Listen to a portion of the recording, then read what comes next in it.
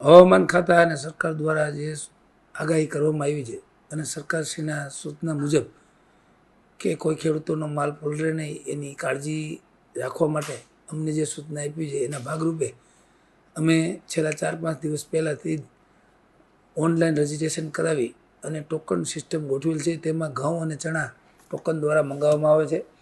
બાકીની જે જણસીઓ કપાસ, મગફળી, જીરું, ધાણા, સોયાબીન અને સિંગફાળા અને અન્ય જણસીઓ રોજે રોજ મેસેજ દ્વારા જાણ કરી અને મંગાવવામાં આવે છે. બધી જણસીઓ અમારી પાસે શેડની વ્યવસ્થા પૂરતા પ્રમાણમાં હોય અને અમે શેડમાં જ બધી જણસીઓ ઉતારવામાં આવે છે. ખેડૂતોને પણ વિનંતી કરું છું કે યાર્ડ દ્વારા જે પણ સૂચના મળે એ પ્રમાણે માલ તાલપત્રી ઢાંકી અને યાર્ડે લઈ આવો અને વેપારીઓ દ્વારા એમને જણસી હરાજી દ્વારા હરાજી પૂરી થાય અને માલ એમનો જોખાય અને બારદાન ભરાઈ જાય તો એમને એમનો માલ સમયસર લોડિંગ કરી લેવો, જેથી કરીને વાછટથી કે વરસાદથી માલ બગડે નહીં.